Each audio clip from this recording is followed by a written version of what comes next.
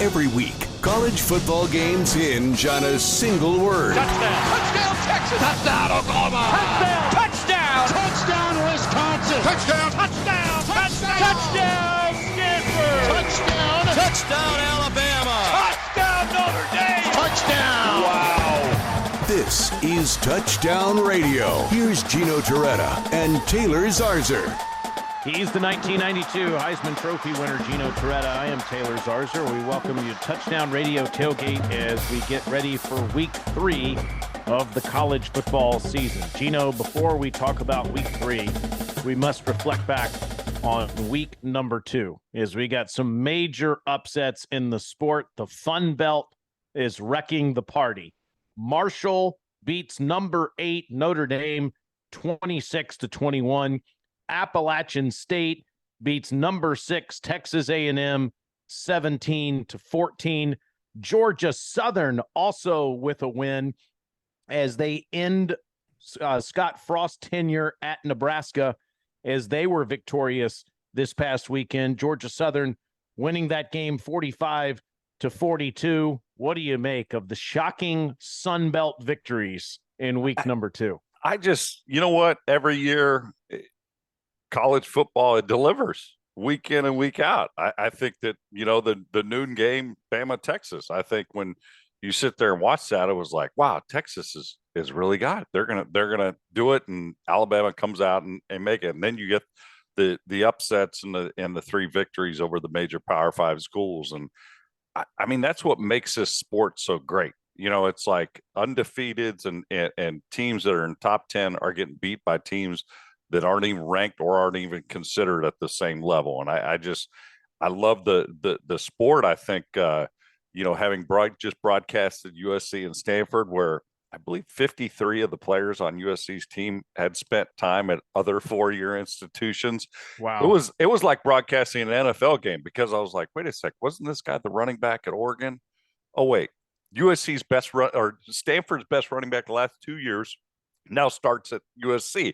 It was that was kind of, I didn't like that part of it, but it tells you how quickly things change. And apparently with this transfer portal thing, things are going to still change in the middle of seasons. We might see a kid play part of the season with one school and the second half with another school.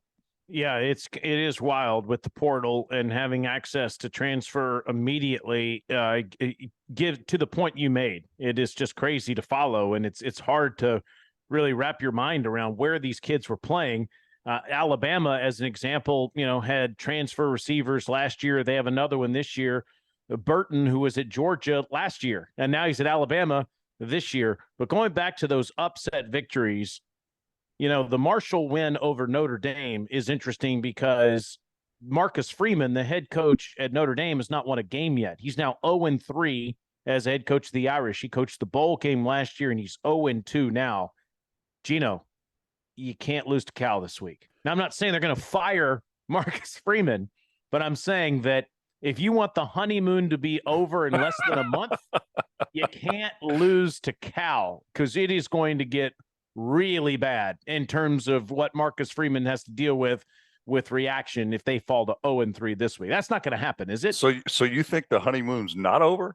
Well, I would say the honeymoon's over. I mean, yeah. Just, you know, Aaron Taylor, listen, him and I grew up in the East Bay, California together. He always gives me grief because I went to the public high school. He went to De La Salle, and the whole Notre Dame Miami thing, and just seeing the things that he posts on Twitter, it's absolutely hilarious. I think it's over with. I think that the honeymoon's over, but they're going to counsel therapy if they lose to Cal. I mean, we've gone from forget about the honeymoon, we're just in the normal marriage, to we are in serious counseling and therapy if they fall to 0-3. Do they dare ask what's the buyout if they lose to Cal? Good grief. No, but you know, and I would just say, yeah, it's shocking. And you know, maybe after having just done that Stanford game, I think that, you know, I watched Stanford. There's some talented players in Stanford's team. You know, not everywhere, but there's some talented players. I think Notre Dame is the same thing.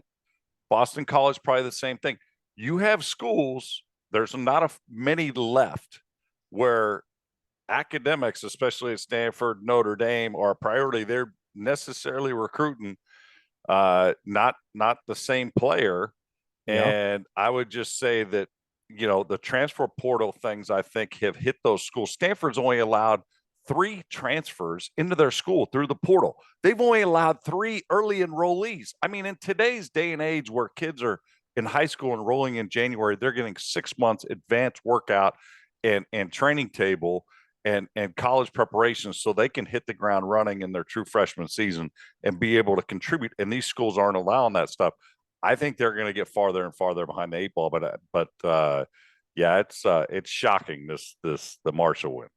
It is, and I hear what you're saying about Stanford and Boston College. Stanford hasn't won more than 4 games, Gino, since 2018.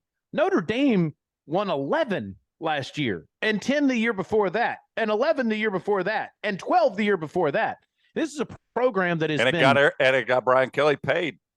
It did. They've been consistently in the top 10 for the last half decade. So to see them all of a sudden at 0-2 playing Cal this week is a bit shocking. And then you have the Texas A&M situation losing to one, if not the best program in the state of North Carolina, certainly one of them in Appalachian State. Everybody knows they're no joke. They beat Michigan. They've beaten North Carolina. They've had other FBS victories. So it's not like they lost to some bottom feeder here. But Texas A&M at this point, Gino, is supposed to compete for national championships. When your chancellor congratulates Jimbo Fisher for future national championships won before he ever coaches a game, you know what the standard is.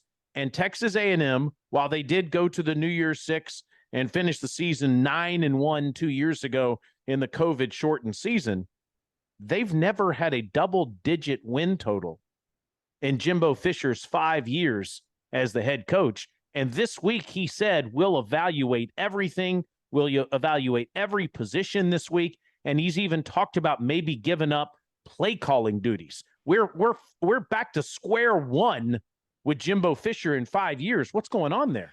Well, I think that it was a game plan in App State had against them. Ball control. They held the ball for 40 plus minutes. Okay. So at some point in time, and that's partially an indictment on A&M's defense to allow another team to hold the ball for 40 minutes. But it was like then when A&M got the ball back, they turned it over and they just weren't efficient. And it was kind of one of those, it was almost like they were sleepwalking through the games. But I mean, 9 first downs in the game. I mean, it doesn't matter if you're playing a high school team, that is not a good performance offensively. And, couple turnovers. And like I said, it was the perfect storm. But you're right. When you are, you're putting together coaching staffs to win national championships. And listen, they beat Alabama last year. This was supposed to be the year. And, oh, by the way, the quarterback that beat Alabama, he transferred out. He's gone. And now you're like, why isn't this kid here starting right now if we're not getting production at that position? So, I guess you evaluate all positions, but you know as well as I do. I mean, head coaches always say, we'll evaluate everything. And normally that stuff rolls downhill. Maybe there are changes down below. The bad news, here's the good news. The good news is unlike Kevin Sumlin's teams, Jimbo Fisher's teams get better as the season goes along.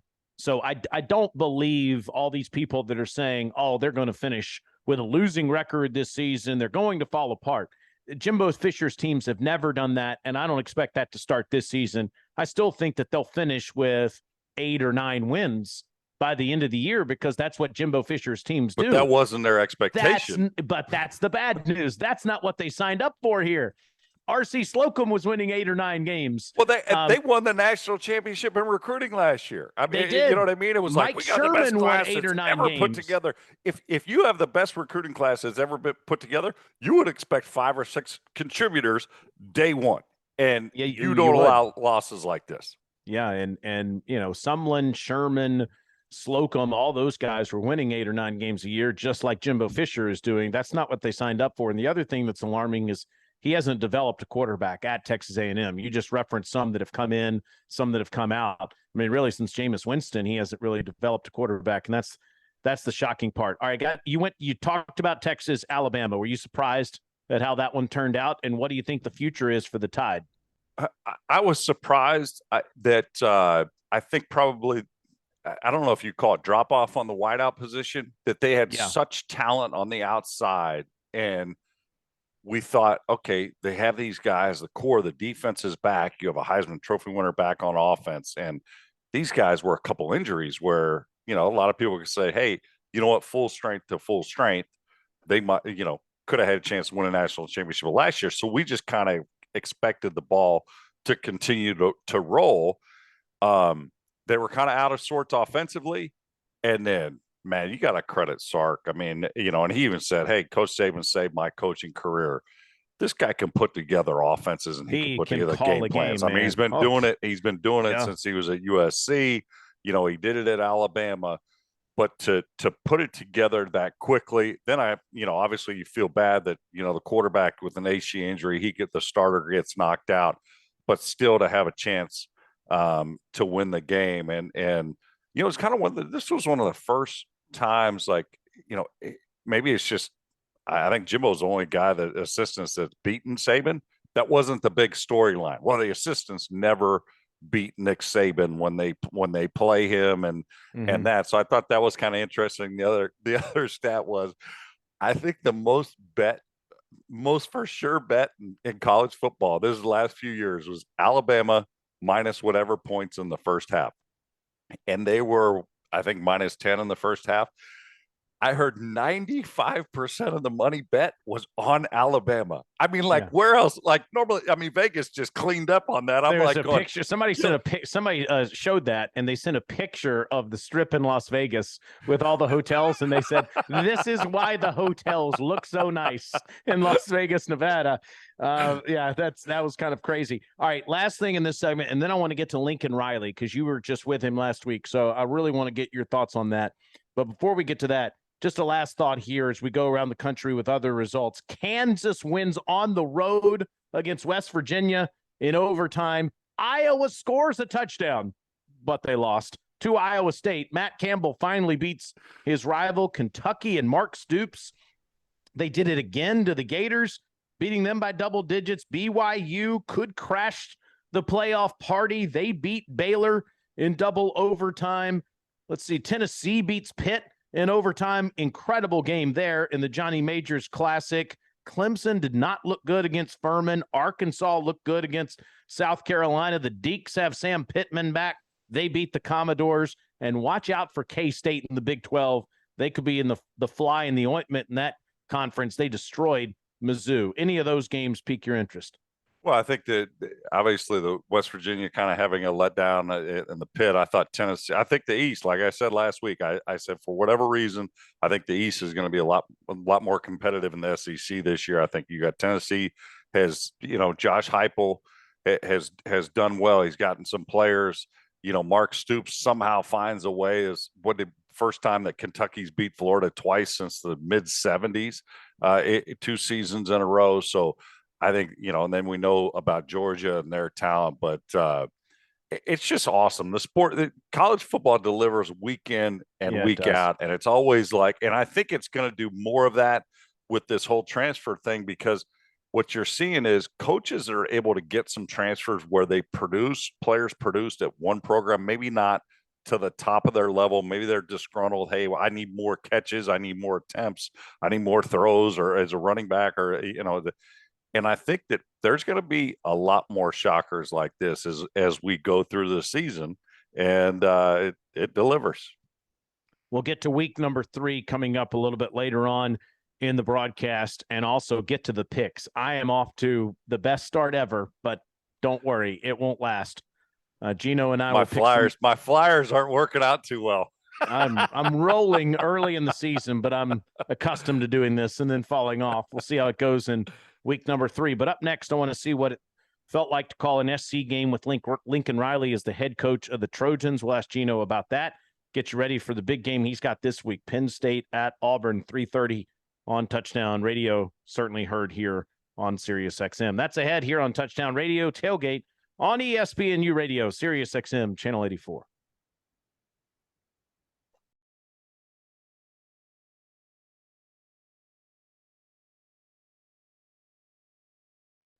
Touchdown Radio Tailgate rolls on with the two-time national champion quarterback from Miami, Gino Torretta.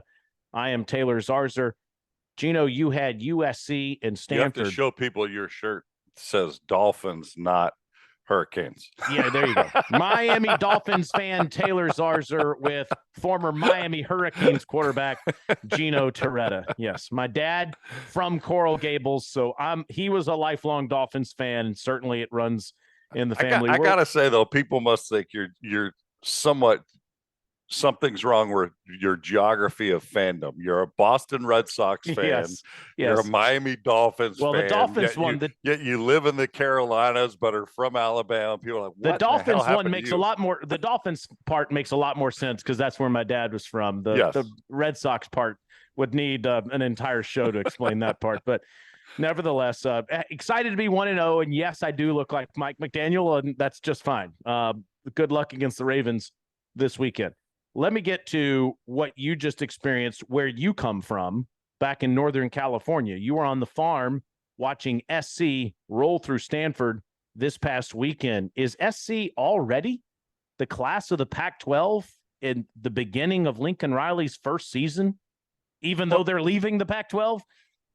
I would say this. What I saw, Williams and Addison on the outside are beasts. Addison especially. I mean, it didn't matter what Stanford tried to do defensively. I didn't think they could run the ball with a lot of consistency, which they should. I don't think that Stanford has the kind of talent that should slow them up. I think Caleb Williams is a very good quarterback.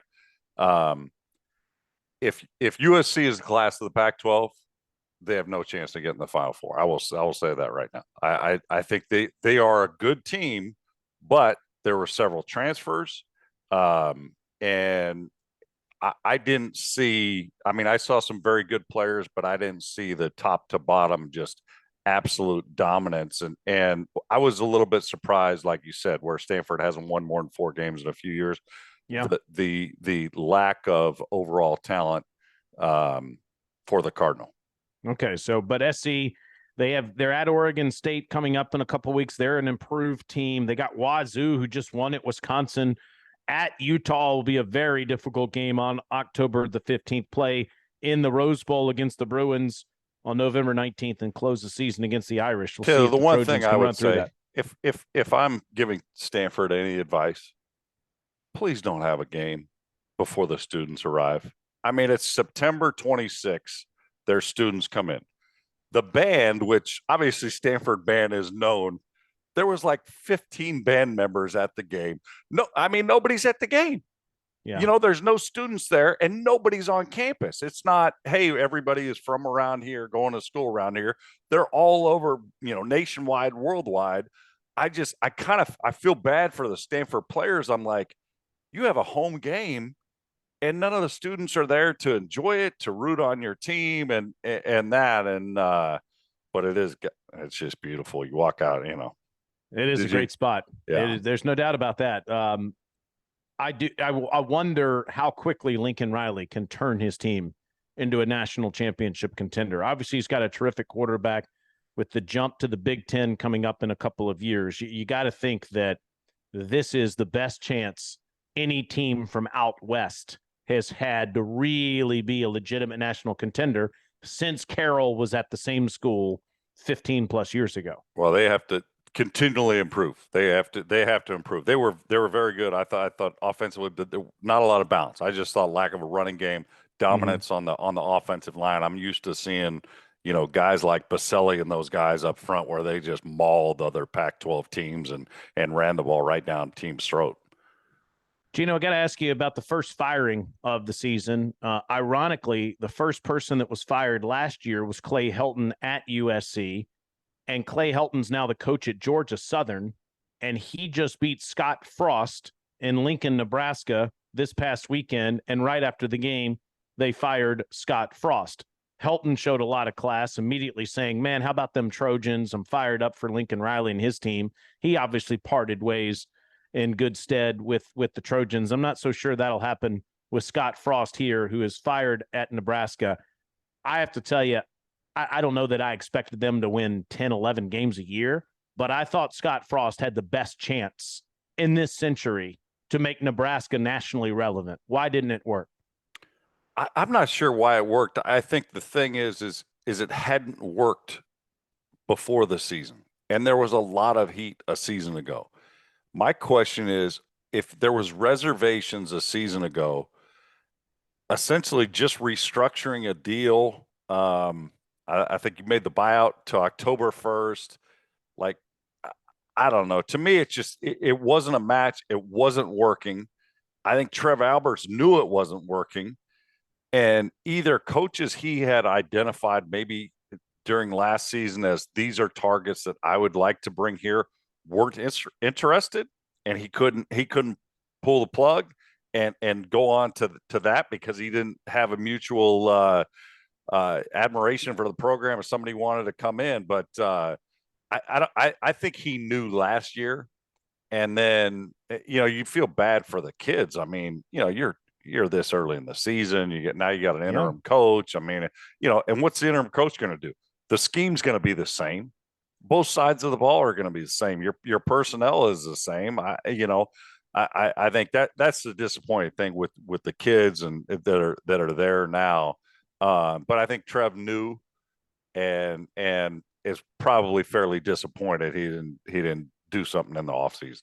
Well, I think the reason to do it now is the same reason SC made the change in the middle of their season last year, so they could get ahead of everybody else in the search for their next coach. And it certainly worked for SC to get Lincoln Riley. Here would be my question to you.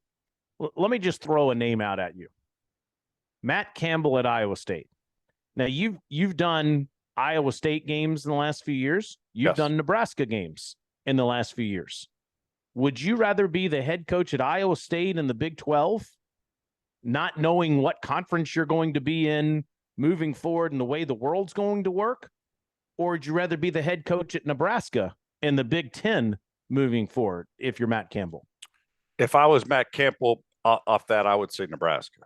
But I know how Campbell responds to these questions, and it's like even David Shaw at Stanford. It's like that has become where they want to be. You got a family, you got children. Hey, you know what? We can be successful. We built something special.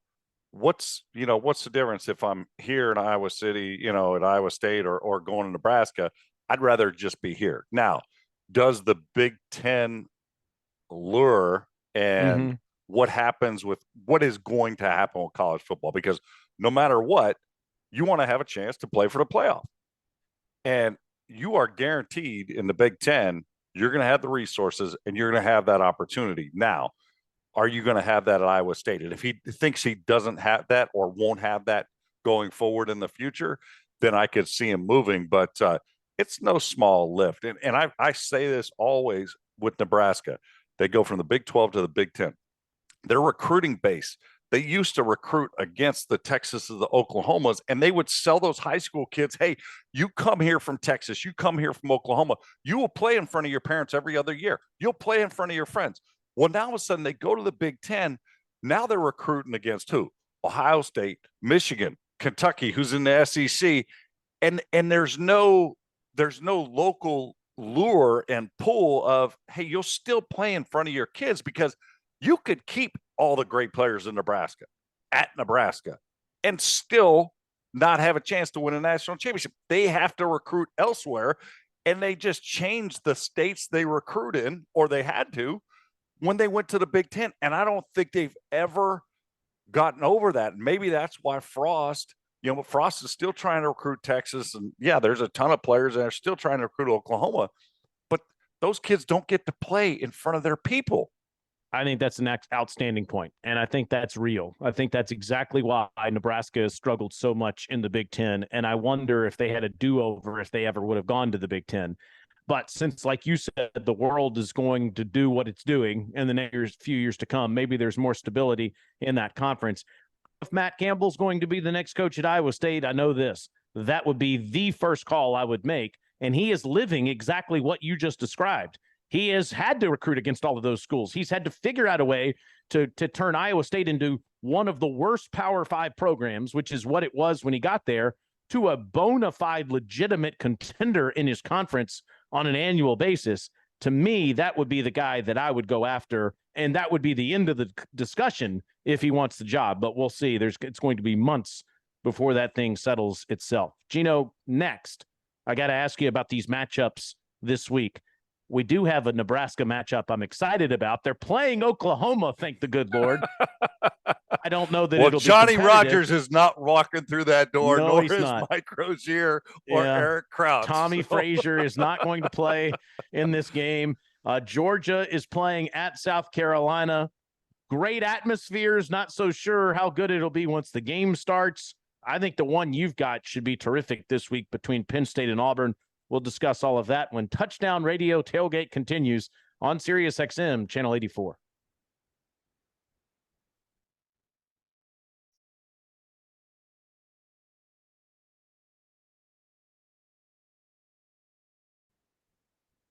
It is Touchdown Radio Tailgate on ESPNU Radio, Sirius XM, Channel 84. I'm Taylor Zarzour. I'm with Gino Torretta. And I have to tell you, it's the second straight week we haven't had a Thursday game in college football. We do have a game tonight. Our friend Kirk Herbstreit and Al Michaels have the call on Amazon, as you can watch that. The Chargers against the Kansas City Chiefs. It's also here on the Mighty 88 on Sirius XM, Channel 88, coming up at 8:15 here on Thursday night. Tomorrow night, the college football slate gets going. 2-0 Florida State is playing at 1-1 Louisville, and the 2-0 Air Force Falcons are at Wyoming. That starts at 8 o'clock, and it's on CBS Sports Network. Gino, before we get to the big slate, I do want to give a shout out to some teams that are 2-0 to start the season. Let's go to the Pac-12. The Cal Bears 2-0 playing at the Irish. Wazoo, fresh off the win in Wisconsin, plays Colorado State. Watch out if you're Oregon State and Arizona this week. Oregon State has Montana State, one of the best teams in the FCS, and Arizona has the best team in the FCS, the Bison of North Dakota State. They might actually be an underdog in that game against the Bison. Watch out there. ACC, we mentioned FSU and Louisville's tomorrow night. 2-0 Duke Blue Devils and new coach Mike Elko should be 3-0 after playing North Carolina A&T on Saturday. Boy, does Jimbo Fisher wish Coach Elko was still out down in College Station. In the Big 12, the Kansas Jayhawks are 2-0 playing at Dana Holgorsen and the Houston Cougars. This is not part of our pick slate in the next segment, G. Why? Because you picked Houston to go undefeated this season and they've already lost one? I'm not answering that question. Who do you have? Jayhawks at the Cougars. This where it ends for Kansas? No, heck no. Rock Chalk Jayhawks. Okay, there you go. All right. And the Big Ten, Purdue is playing at 2-0 Syracuse. This is big for Dino Babers to turn it around like this. The Hoosiers could be 3-0. They play Western Kentucky. Rutgers is 2-0. They play at Temple. Minnesota's 2-0 against Colorado, and the Maryland Terrapins play the 2-0 SMU Mustangs. So shout out to all those teams that are outside the top 25 that have gotten off to good starts. Now let's get to the top 25. Gino, is there any scenario where number 6 Oklahoma stumbles in Lincoln against the Huskers and new interim coach Mickey Joseph, or the Georgia Bulldogs have any problem against the Gamecocks in Columbia with those early kicks on Saturday? Well, the Oklahoma, I would say no. I mean, but then again, we didn't think Alabama was at any risk with a 3-touchdown dog at Texas. So I guess it could happen. Georgia, South Carolina. Listen, you and I have broadcasted that game years ago, and South Carolina, for whatever reason, they've come in there not with a quarterback. You know, I think Debo was running quarterback one year, and they were able to beat him. So I think South Carolina and Beamer, you know, I think Beamer's ingenuity and young, aggressive. Yeah, I think they could give Georgia a run for their money. I don't think Nebraska is going to do much with Oklahoma, though. I got to tell you, the Dogs offense that I've seen, that I saw last week, is significantly improved from the national championship team last year. Of course, the national championship team had one of the greatest defenses of all time, and this defense is still very good, especially with Carter there on the defensive line. But Stetson Bennett is playing out of his mind. He's got a lot of talent around him this year. So something to consider as you watch the number one team in the country this season. At 3:30, there's a couple games opposite you to pay attention to. Number 20 Ole Miss is at Georgia Tech. The Rebels still don't know who their quarterback is. Jackson Dart, the transfer from USC, or Luke Altmaier, who was the backup to Matt Corral last year. You saw the Jackets week number 1. Rebs have any trouble in Atlanta? I didn't see a lot of talent on Georgia Tech. Sims, their quarterback, is a solid player, but they have one injury. They got an ejection, the middle linebacker on defense against Clemson, and then their whole defense fell apart. I didn't think there was a lot of depth there at Georgia Tech, so I don't think Ole Miss will have a problem there. What about number 12 BYU? They're playing at number 25 Oregon. Now, BYU's schedule is brutal. If they get through all of this unscathed, mark my words, just like the Cougs last year, the Houston Cougars, that is, the BYU Cougars will be in the college football playoff if they can go through the schedule unscathed. Do they end up undefeated out of Eugene on Saturday is the question. Well, again, one of the toughest places to play in the Pac-12 in Autzen Stadium. And I think based on last week's victory, against Baylor, I know the fans are going to be even more fired up with Oregon. I think BYU has a talent to compete with anybody. I think that, they had a couple missed field goals. The game, probably would have been over against Baylor a little earlier last week.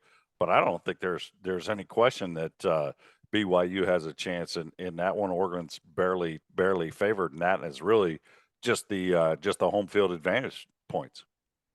Yeah, Notre Dame, Arkansas, Boise State, Stanford still on the schedule for BYU to Mississippi State plays at LSU at 6:00. Bulldogs undefeated. I think they should be in the top 25 given how prolific their offense is with Will Rogers at quarterback. We'll see if they can come out of Tiger Stadium with a win. Michigan State is playing at Washington on Saturday night, and A&M host the Miami Hurricanes.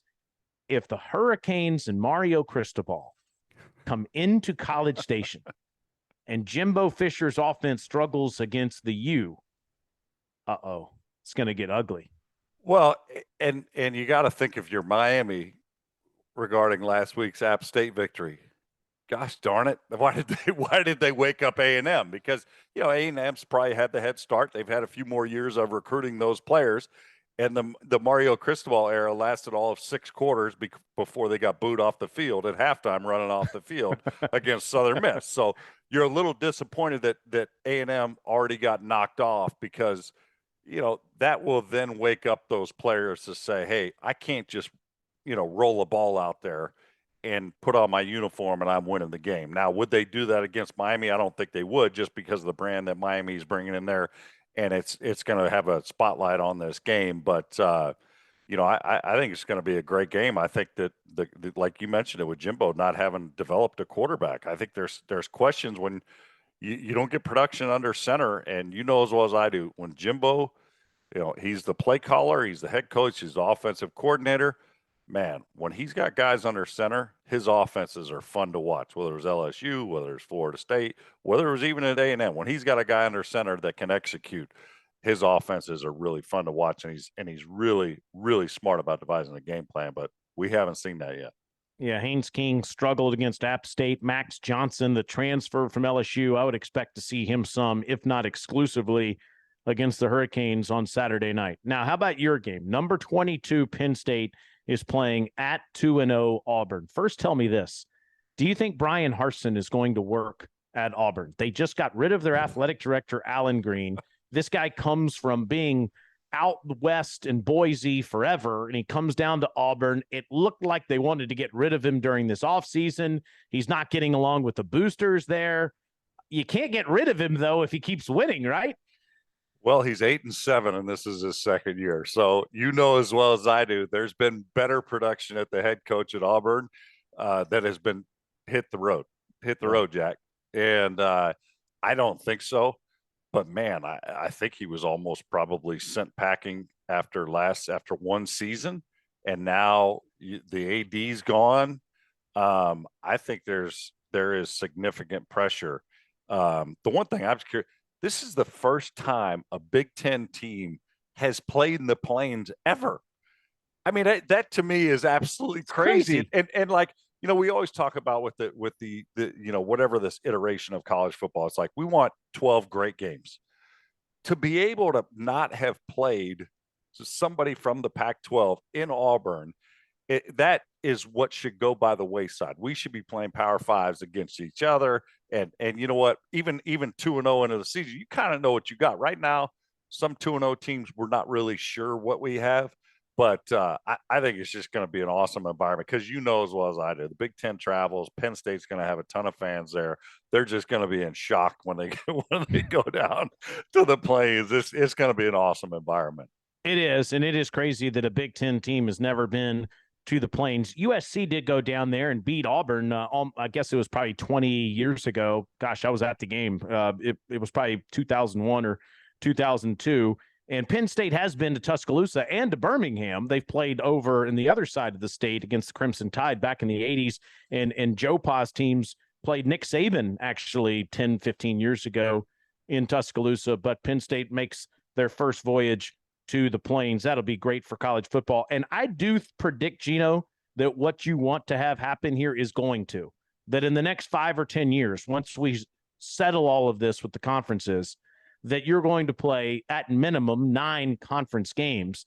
And because of an expanded playoff to 12 teams, you're going to have to bolster your non-conference schedule. Meaning if you go 9-3 or 10-2 in a power league, but you played and or beat big time opponents in your non-conference schedule, you're going to get the benefit of the doubt over a 10-2 team that didn't have that nice of a non-conference schedule. So I do think we're going to see better matchups in the non-conference in years to come. So then what's the argument? 11-12, are they better than the top Sun Belt team that also beat Notre Dame? Also, because that's what's going to happen. Yeah, and we said it might not change the top 4, but you change those last few getting into the playoffs, and then maybe that money is divided a little bit differently. Well, I think this is what will happen is you'll get the one group of 5 team of the 12 will make it in, you know, the best group of 5 team. But that second group of 5 teams in real trouble because of what you just said. Because the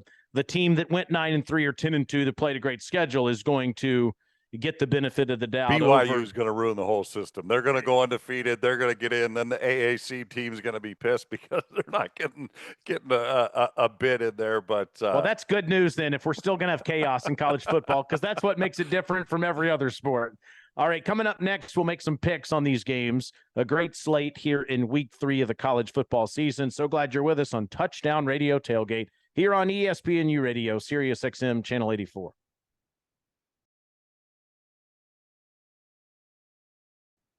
It is Touchdown Radio Tailgate on ESPNU Radio, Sirius XM, Channel 84. He's the 1992 Heisman Trophy winner.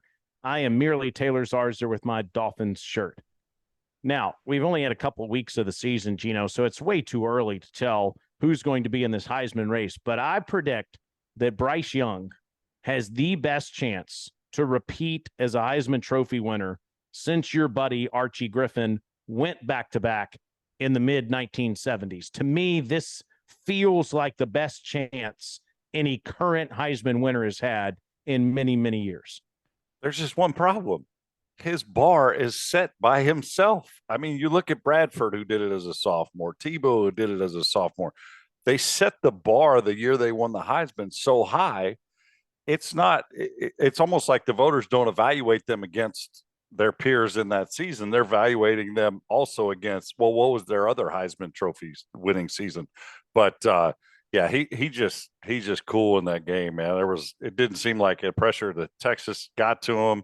You know, it's just like, hey, we're gonna figure this out at some point in time, and he does it, and you know, it's impressive to watch. It is, and he's a great kid. On top of that, excited to be with him this Saturday as the Tide takes on Louisiana Monroe. I have that kick at 4:00. Gino's on the other side of the state with Auburn and Penn State. We'll get to that pick in a second, but let's start here. First of all, I am 14-2 on the season. Went undefeated, 8-0. Oh my God, week. My 3 picks all went over. Jesus. Yeah, you picked Florida, you picked Baylor, and you picked Arizona, all 3 of which did not hit last week. let's get to this week now. You are 4 games back as we go into week 3. I think I had a bigger deficit last year. Oh, you've been here. Like Bryce Young, you've been here before. You're not worried. You'll figure it out. Oklahoma is playing Nebraska. This game is in Lincoln, and we are just picking this straight up. Oklahoma's an 11.5-point favorite in Lincoln. I think the Sooners win the game, but don't be surprised if it's close. If Nebraska gives a big punch in this game, meaning I'm going to say the opposite of that. Don't be surprised if it's not just a massive blowout. Okay, I think I might take Nebraska plus 11.5, but not to win the game. We both take the Sooners there.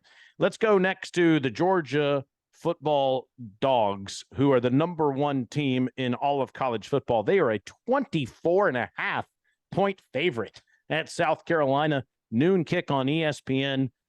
Spencer Rattler, the old Oklahoma quarterback, now with the Gamecocks, struggled a bit last week against Arkansas, and now he's got to see the Georgia Bulldogs. I think this could get ugly. It sounds to me, though, you think it might be a little closer. I'll take the points, but yes, I think Georgia's going to win the game. But I will take the points only because you and I have been at several of those where we thought that Georgia was going to roll, and they were upset. Such a great atmosphere. I think it saved some guy Muschamp's job the one year. If you recall right, he was on the way out and somehow beat him in Athens. Yeah, in Athens. By the way, it's the only home loss Kirby's had in the last 5 years. That atmosphere in Columbia will be terrific. You got to go to a game there. It's so good. Number 20, Ole Miss is at Georgia Tech. That's at 3:30 on ABC. The Rebels are 16.5-point favorites. That's a lot of points for me. Interested to see what happens with the quarterback situation here, but there's no debate about the rest of Ole Miss's team. They've got 2 terrific running backs, both that ran for over 100 yards in the game this past week. I'm talking about Zach Evans and Quinshawn Judkins, the true freshman. Both of them are terrific. And Michael Trigg, the transfer from SC, had 3 touchdowns against Central Arkansas. I say the Rebels beat the Jackets in this one. Yeah, I'm with you there. I think they will become desperate at some point, Georgia Tech, because I think Jeff Collins, he's on the hot seat. I mean, he could be the next, head coach that's let go in the season just because of the lack of production that he's had at Georgia Tech. It's a bit surprising to me, too. I thought he would do better there. BYU's a 3.5-point dog at number 25, Oregon, 12th ranked BYU, 3:30 start on Fox. I'm having a tough time with this. I'm going to go Ducks, but I'm nervous about this one. Come on. I thought you guys stick with your BYU Cougars. You took them last week. I'm taking Ducks. I'm just taking home field. Autzen Stadium is an awesome place. And I think, listen, Oregon fans were up watching that game against Baylor, so they're going to be fired up and hyped up for this one. You're the only one that picks the games you call. Number 22, Penn State's at Auburn, 3:30 on Touchdown Radio Tailgate. Your friends from CBS are looking at their future, Penn State, Big Ten, while calling their present, the Southeastern Conference. Penn State's a 3-point favorite on the road. Who you got? I'm going to take Penn State, and only because that Auburn and Finley, I think he's got 1 touchdown, 3 picks on the season. If he doesn't play well, I think Penn State's going to beat him. Now, if he puts it all together, he has the ability. Now, if they put together a game plan like they did against Alabama a season ago, I think they have the talent to beat them. But I'm going to take Penn State on the road. Weagle. Going with Auburn, War Eagle this week. Auburn pulls off the upset at home. Mississippi State is a 2-point favorite at LSU at 6 o'clock on ESPN, as it'll be afternoon in tonight at Tiger Stadium. Clanger. I'm going Mike Leach and the Pirate to be 2-0 in Tiger Stadium. He won there 2 years ago. Good for you. I will take the home team again. I will take LSU. Right. I'll go with anytime I get a home dog, I will get a home dog. Michigan State's ranked 11th in the country. They are playing at Washington on Saturday night. Michigan State Spartans are 3.5-point dogs in this game. I'm taking Sparty on the road. You know what? I like Michigan State too, but what in the world did they do to the schedulers? I mean, they got to go on the road to get to Washington. They got Wisconsin and Ohio State back-to-back later in the season. I mean, this is just unbelievable for Mel Tucker. He's got a tough schedule this year. And real quickly, the A&M Aggies are 5.5-point favorites against your alma mater, the Miami Hurricanes. I'm taking Aggies to get back on track. 9:00 ESPN Saturday night. Unfortunately, I have to take your Aggies too, because road game's going to be a tough environment. And I think that had the App State game not happened, the upset not happened, I think I would have given Miami a chance. But I think there's just a little too much talent on A&M. Gee, thank you so much. I might see you in the Atlanta airport on Saturday night. Thank you. 10:30 flight. This. Hurry back. There you go. Perfect. Great to be with you this week here on Touchdown Radio Tailgate. For Gino Torretta, I'm Taylor Zarzour. We appreciate you listening to ESPNU Radio, Sirius XM, Channel 84. We are back next Thursday night.